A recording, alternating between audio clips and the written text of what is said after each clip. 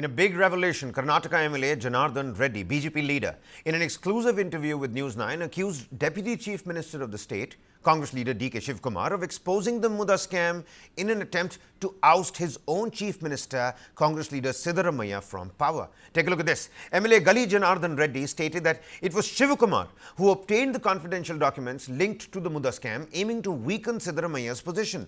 Now, according to Janardhan Reddy, only those in power or the ruling dispensation would have access to such sensitive records, not the opposition per se.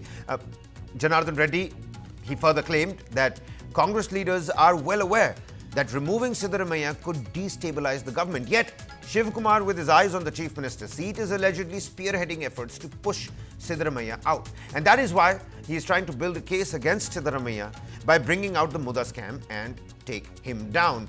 Quickly, an excerpt from that exclusive interview first.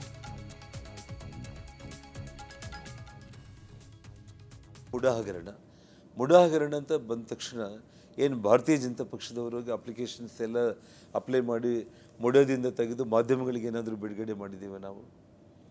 MUDA ಹಗರಣ ಮಾಡಿ ಆ ವಿಚಾರನ ಬಯಲಿಗೆ ತಗೊಂಡು ಬಂದಿದ್ದೇ ಡಿ.ಕೆ. ಶಿವಕುಮಾರ್ ಅವರು. MUDA ಹಗರಣ ಮಾಡಿ ಆ ವಿಚಾರನ ಬಯಲಿಗೆ ತಗೊಂಡು ಬಂದಿದ್ದೇ ಡಿ.ಕೆ. ಶಿವಕುಮಾರ್ ಅವರು. Well, to help us decode what's really at play and what does this imply, my colleague Mohammad Wajiullah has more for us. The face of it, it's a great Bollywood twist to the entire MUDA story, where he comes out and says that yes, it's D.K. Shivakumar who is the one who's plotted it. And if you see the chain of events at that point of time, yes, there was infighting within the Congress. There were leaders who had come out and said that it's time for Siddaramaiah to step out and there should be other communities who should be given opportunities. Vokalega community was one such community, and D.K. Shivakumar is one of the biggest leaders. We had other leaders from Jarki Holi to other leaders who had come out and said that yes, opportunity should be given to leaders of other communities also. But how much of this statement of Janardhan Reddy is true? Because like you mentioned, he's been saying a lot of these things before also. In one of my interviews, he had also said that he had got an offer from Congress at one point of time. Rajshekar Reddy, who is the father of Janardhan, Jagan Mohan Reddy, had offered him to come and shift camps to the Congress during the time when he was arrested for the Bellary iron ore scam, and he did not shift his base, and he showed his loyalty to Yediyurappa and to the BJP, and he's also mentioned the same thing in this interview. So all these bombs he's been dropping lately is also because of the elections that have been going. But how much of this is true? How much of the fact that he was invited by the Congress to join the party, that only Rajshekar Reddy could say, but unfortunately Rajshekar Reddy is not with us anymore. So how do we collaborate these statements of him, and how much of it is true that yes, D.K. Shivakumar was involved in this entire scandal is something only Janardhan Reddy could let us know right now. Because from the face of it, from what we know, it was a scam that was highlighted by the BJP. They've been pushing for it from the time it started. We've seen Padyatras that were done by the BJP. We'd also seen how there was an infighting within the BJP over the Mysore Padyatra, that the first big Padyatra.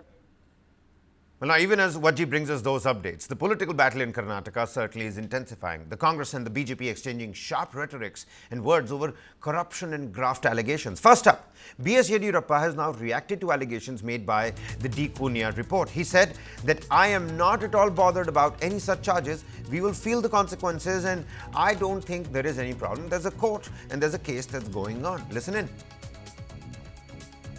The day before yesterday, National Dipona committee has submitted its report regarding COVID, and it's the time which they have produced is the meantime of a by-election. I am not at all bothered about any such charges.